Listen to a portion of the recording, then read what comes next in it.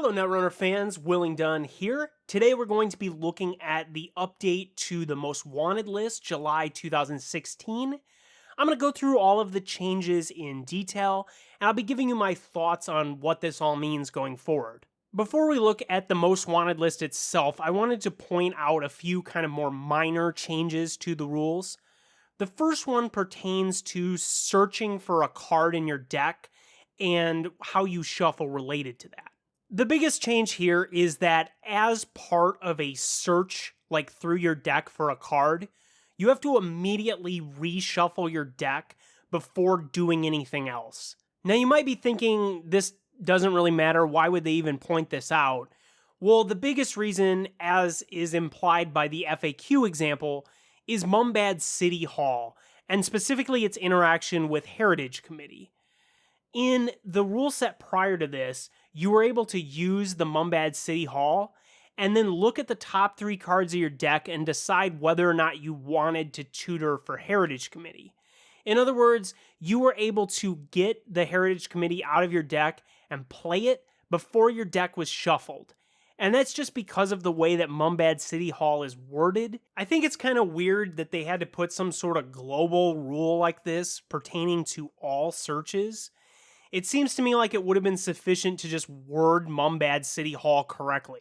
It should just say, search R&D for an alliance card, reveal it, shuffle R&D, and play or install it paying all install costs. Like if they just put shuffle R&D in the right place in the clause, it would make a lot more sense. That nitpick aside, I think basically everybody's going to agree with this change. I think it's fair to say that the Heritage Committee thing was not intended, and it not only bogged down a deck that was already prone to bogging, but it essentially made it so that Mumbad City Hall could tutor for stuff that wasn't Alliance in some ways, because you'd be able to look at a fresh set of 3 cards over and over until you found that one card you were looking for. There's really not a whole lot else to say about this. Good change. I think everybody agrees. The next change I want to talk about is to the points structure in a tournament. They've made both a modified game win and a game win worth 1 more point.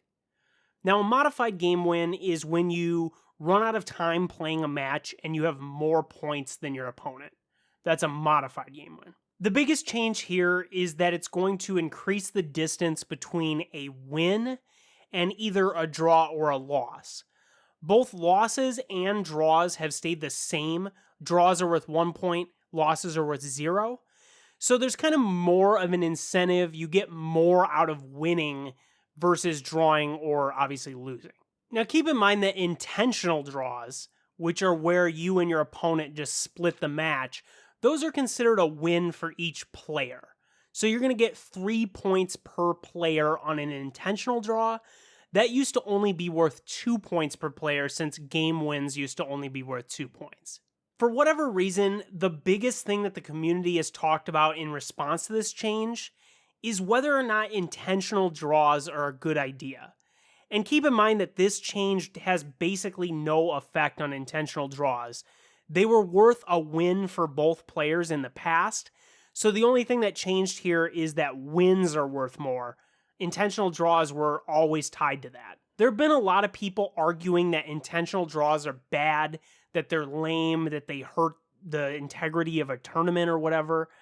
And I think that's just a silly argument all around. It's virtually impossible to enforce a ban on intentional draws, because what you're saying is that players have to play against each other and try to beat their opponent.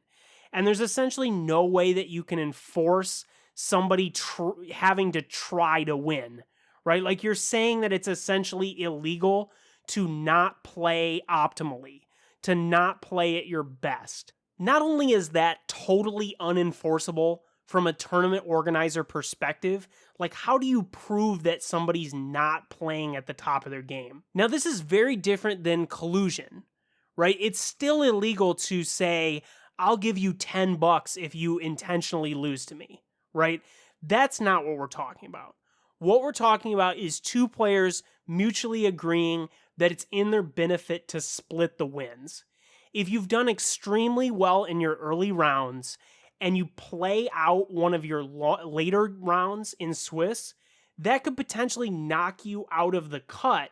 Whereas if you were just to split the win with your opponent, you would both make the cut. So in this way, not having intentional draws forces players to play matches where neither one of them really wants to be playing the match. It would be simpler and more to their benefit to just split the games, and they don't want to end up with a situation where one player wins both, or at least you don't want to be the player that loses both. And this is why intentional draws, like them or not, they have to be part of the tournament structure. Because whether or not that you think they're a good idea or not, there's no way to not have them in the tournament. I'd also point out that Magic has been using intentional draws for basically the entire game's tournament history, and it's been a really positive thing for the game. It's made the tournament work in the way that it's intended. I think if you have complaints about IDs, your complaint is actually about Swiss with single or double elimination cut. It's more about the overall structure of the tournament. It's not actually about the intentional draw. And I think really just the fight against intentional draws is a silly fight that is not going to win because, like I said, there is no alternative. Now we're going to look at the most wanted list changes. And if you don't know what the most wanted list is, be sure to check out the first video I did about the initial inception of the most wanted list. You can click that link right here. I'd like to talk first about the changes to Anarch. They're getting 3 cards added to the most wanted list. And the first one I want to look at is Wildside. Wildside's been pretty good since core set, but it always had kind of a trade-off where you lose this click, it's not optional, so you're kind of hobbled the rest of the game because you only have 3 clicks. Well, that was the case until adjusted chronotype was printed. And this was a good combo with Wildside. It lets you essentially draw 2 cards for free the rest of the game once you assembled this combo. These two together are pretty easily the best draw engine in the game. Now, the thing that really made Wildside so ridiculous, I think, is its interaction with some of the other cards on the list, especially Faust, which is a icebreaker based on trashing cards from your grip. So obviously when you feed a bunch of cards into your grip 2 every turn for free with Wildside Chronotype, that's going to make it pretty easy to power your Faust and break ice. Another critical linchpin that isn't actually on the most wanted list, but I think bears bringing up right here, is Levy AR Lab Access. This is a card that lets you reshuffle all of your discard back into your deck, and that just lets you keep going with more Wildsides, more Faust. I think both of those cards would be more of a risk if you could actually run out of cards. But since you really only have to play 1 Lab Access and maybe like 1 same old thing to make sure it doesn't get trashed, you can pretty easily get the Levy AR off, and then you're going to have a whole fresh deck of ammo to feed into your Faust and draw with your Wildside. I really think that it would change the role of Faust and Wildside if it was a threat that the runner could run out of cards, and if you played against an incremental damage deck like Argus or PE, it would be a huge liability to have Faust as your only icebreaker. As it is now, as long as the runner is remotely competent, they're going to be able to pop off the Lab Access at some point in the game, and they're probably going to have enough with 2 decks worth of cards to survive a weak deck like PE or Argus. Even though I really think Levy is at the heart of the problems with Faust and Wildside, I agree with the addition of Faust and Wildside to the most wanted list, mainly because there's not an easy way to fix Levy AR. If you were to put it on the most wanted list, I think everybody would just pay 4 influence for it. It would still be worth it. And while runner decks are getting increasingly cramped on influence with all these cards being added to the most wanted list, I certainly think it's going to be worth paying 4 instead of 3 for the Levy AR, because you essentially invalidate a whole class of decks and invalidate any sort of risk that you would get from playing Faust and Wildside by just playing this 1 card in your deck. I can basically guarantee that Levy AR is going to continue to cause problems going forward. This addresses the main problem deck right now, and it addresses cards that I think are individually overpowered. So I think this is going to help. It's going to deal with the so-called Dumble Fork deck, the wizard deck that's based on Faust Wildside using cutlery and parasites and stuff like that to destroy ice so you don't have to continuously re-break them with Faust. It's important at this juncture to bring up David, which was also an essential part of this wizard deck I'm talking about. David is now also on the most wanted list. And I think this is a perfectly reasonable and justified move. David has been an absolute monster since its release, and I think David would be more of a fair card if there were easier ways to get large multi-sub ice, or if runner recursion wasn't as blatantly overpowered as it is. Really, the problem with David is the fact that things like Clone Chip, Levy, even to some extent Deja Vu exist, and I think just in general, runner recursion effects have been too strong pretty much across the board. David has been a massively good solution to a huge range of ice. I think the most obvious one that I can come up with is Toll Booth. Prior to the printing of David, Toll Booth was just a monstrous way to keep you out of a server, and I remember routinely playing Femme Fatale out of faction as a decent solution to Toll Booth. Well, once David came out, Femme Fatale looked like a joke. Why would I pay 9 when I could pay 3 and it's going to let me break it 3 times? That's good enough. Of these 3 cards, I anticipate David to be the least affected. The effect from David is so hard to replicate with any other card, so I anticipate people still playing plenty of Davids. I think your average Anarch is going to have 2 Davids in it minimum going forward for the foreseeable future. But what are we going to do for the rest of our icebreakers? Well, the obvious answer to me is that we're going to go back to the suite that I would argue was the best in the game prior to being upstaged by this Faust thing. And that is just the standard core set icebreakers for Anarch. So we're talking Corroder, Mimic, Yogg, Data Sucker. With the combination of this change to Anarch and some of the changes we're going to talk about with the mass asset decks, I expect Wizard to maybe not be as popular. It's going to be a lot more reasonable to go back to Noise or Val. Both of those are great IDs, and I think are objectively just stronger IDs. Wizard was kind of more of a metagame choice with all of these asset decks floating around. Let's talk a little bit about these mass asset decks. If you've been following Netrunner in the last, I would say, 6 months, there's been a big development with the industrial genomics mass asset strategy. We've seen it out of a few other IDs as well, but I think IG is really the ID that sold the concept. And the core idea is to play Mumbad City Hall to tutor up Mumba temples and museums of history, as well as some other cards.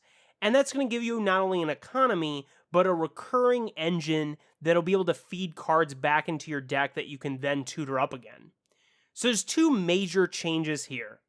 The first one is that Museum of History has been errataed to be unique. So in other words, you can only have 1 resd at a time. This is really going to cut back on some of the silliness we saw with Museum of History, mainly just dragging out the length of games. I would argue the effect from Museum of History was a little too strong, but I think the more pernicious effect was just that it made games take forever to play. Holy cow. Especially in-person games where you're basically spending the entire time shuffling your deck. The amount of shuffling with Mumbad City Hall and the Museum of History is just completely outrageous. You shuffle more than a game of Dominion. The other big thing is that Mumba Temple has been added to the most wanted list. And that's going to make it harder to just have this awesome economic engine with Mumbad City Hall. With the City Hall, you were able to tutor these up after you had established some presence in archives with your Industrial Genomics ID, and it was really, really hard to trash either the City Hall or the Mamba temples that you tutored up. And you could just tutor a bunch of them up, use the credits to res all your stuff. And I think the thing with Mamba Temple is that it reses both assets and ice. So that made it a lot easier to play higher end big stuff that you planned on resing with your Mamba credits. So particularly within IG, we saw Hostile Infrastructure and Hive as an ice. Those two were really easy to res with the Mamba credits, and they just entrenched your position even more. You could put a Hive on Archives to make it hard to get in there and reveal those face down cards, and you could use Hostile Infrastructure to make it harder or more punishing to trash your stuff. I said at the time of Bioethics release that I thought that the IG deck would serve a good role in the metagame as a prison-style deck. And while I think it had done that to a certain degree, I massively underestimated how fiddly and ridiculous the shuffling and constantly reshuffling stuff into your deck would be. And really, the core card that causes that problem is Mumbad City Hall. So a lot of people are kind of perplexed. Mumbad City Hall seems to be the core problem, but the stuff that we tutor up with it is more the focus of these different changes. We have Heritage Committee with the shuffling change, Museum of History is unique, and then Mamba Temple on the most wanted list. So why not just deal with Mumbad City Hall? Well, here, like with Levy that I was just talking about, we're running into some of the inadequacies of the most wanted list system. The most wanted list is really, really effective at taking a card that's a little bit too good and bringing it down a peg. But when you have a card effect that's seriously distorting and is kind of just too good at any cost, the most wanted list just really can't do anything to address it. And I think that's kind of the core reason why the designers have went towards dealing with Mamba Temple and Museum of History, because there's not a really great way to either errata or most wanted list the Mumbad City Hall and actually deal with the problem. I don't know how crazy I am about these changes, but I do agree that that deck needed to have something done because of just how negative most of the community felt about the deck.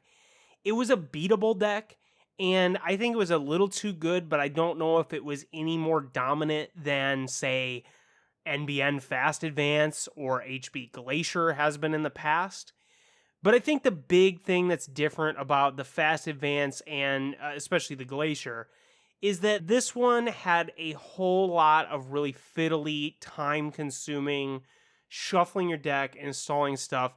I think that's really the worst part of the deck, is just the play experience of having to constantly shuffle your deck, constantly reshuffle cards from your discard back in, and just you're seriously all the time shuffling stuff. And as the runner, pretty much the line of play that works best is trashing their stuff. So there's just this constant cycle of like, I'm going to run and trash your stuff. Then they're going to get it back out and I'm going to have to go trash it again. And I think just a lot of players didn't like that. And I think this is a kind of justified overall move. But I really think that it would have been smarter to just deal with Mumbad City Hall directly. I think just banning Mumbad City Hall would have been a cleaner change than this. But I definitely understand where they're coming from with this change. And the fact that they haven't banned any cards probably has something to do with it. So I guess this might work. We'll see what happens. I definitely think Museum of History being unique is going to massively bring the deck down a peg. But we'll see if these changes really remove that strategy overall from the metagame. I kind of doubt it. Now we're going to look at changes to NBN. And the first one is breaking news being added to the most wanted list. Breaking news is the best tag effect in Netrunner, period. And I think has been, at least for the last couple of years. Mid-season, I think, is really the only card that's even competing with it, and since breaking news doesn't rely on having more credits than the runner, it doesn't rely on this sort of fiddly, did they steal an agenda last turn thing, Breaking News has just overall been the best enabler of like Scorched and other punish them for having tags type effects. Exchange of Information is the newest of these tag punishment effects, and I think may have pushed Breaking News to be on this list. Exchange of Information is a really great card. I actually really like the card a lot because it incentivizes playing large agendas, and generally large agendas have been really terrible. This is a way that you can actually get one of them in your score area without having to like install advance or something like that. And I would much rather have NBN focused on using like exchange of information, all seeing eye, closed accounts. It's within faction punishers rather than just using breaking news to enable scorched earth like it did for a couple of years. Another card to put into this discussion is 24/7 News Cycle. This was another card that was extremely powerful with breaking news because it give you a way to land tags without having to trace them or whatnot. I think it's perfectly justified if you're going to build a flatline oriented NBN that you'd have to spend influence on breaking news, because that's going to make it way harder to actually play 3 Scorched, 3 traffic accidents, and all the stuff you need. You basically have to play a 17 influence ID to do that. Do we have any of those within NBN?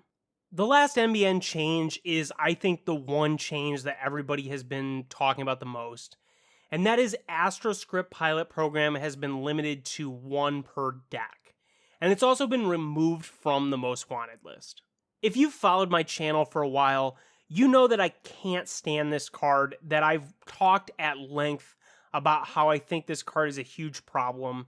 And with the exception of maybe Data Sucker, it's probably the card that I've spent the most time ranting about.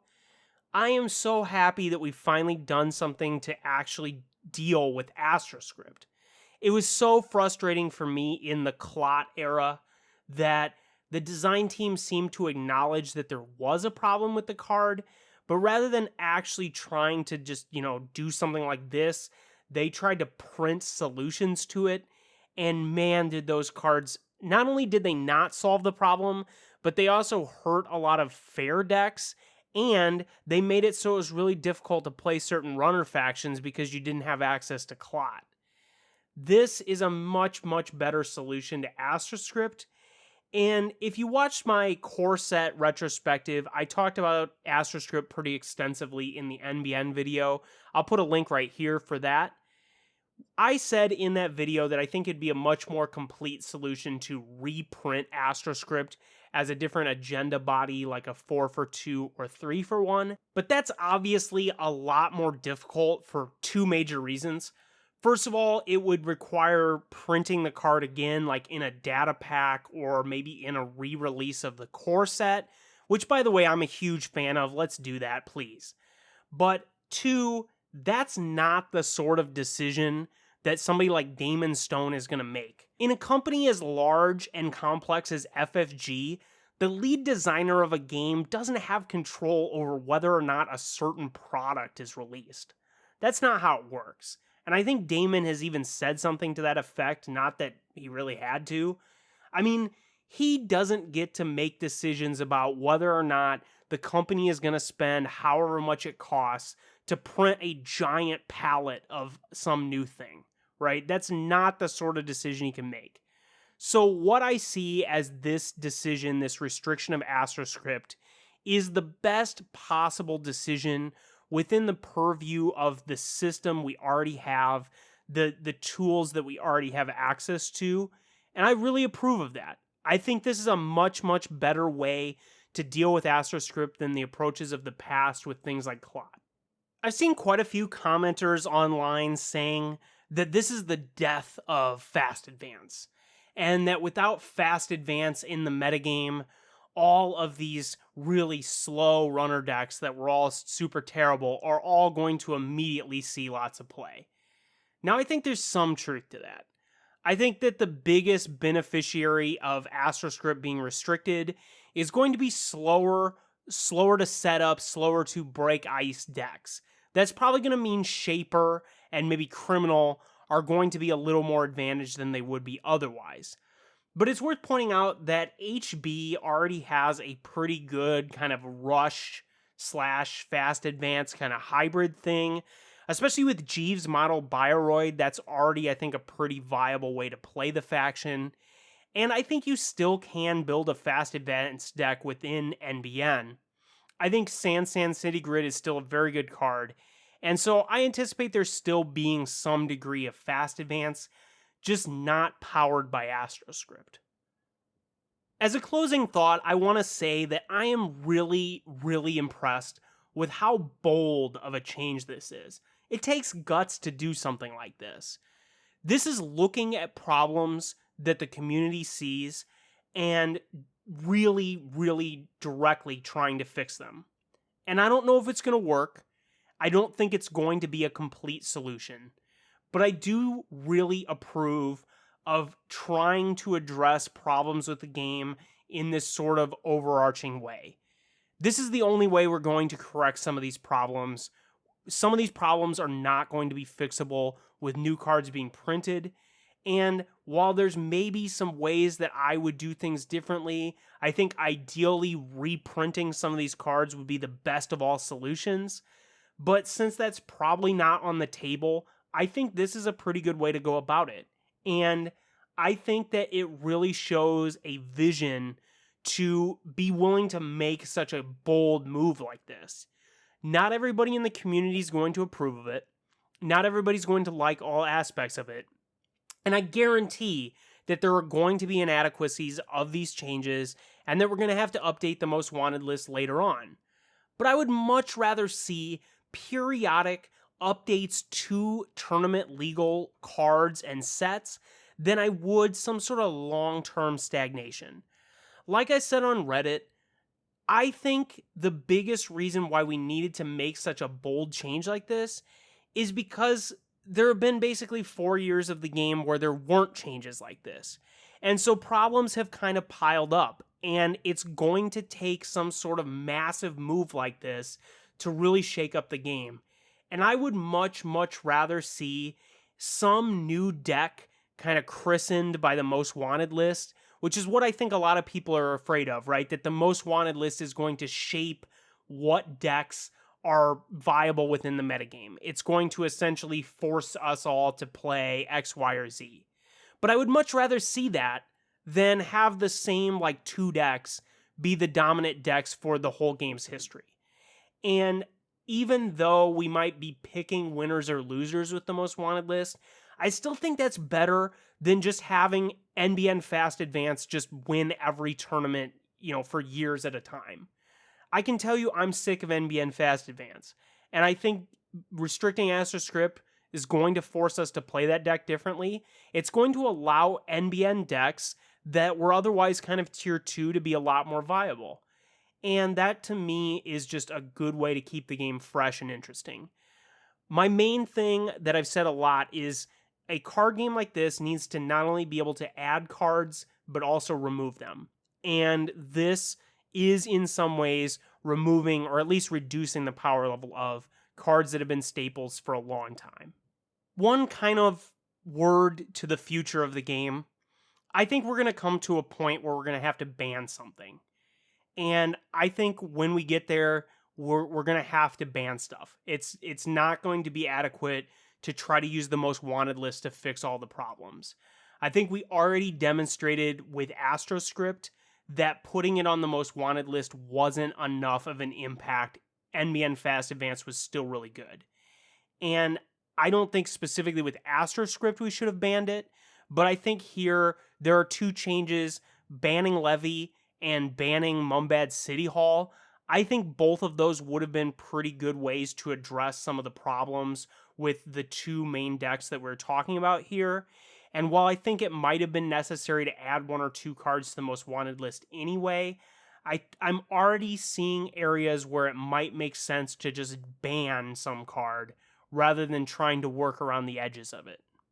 Thanks for watching this video. If you liked it, be sure to subscribe and give me a thumbs up. And I'm sure you'll leave me a comment and let me know what you do or do not agree with.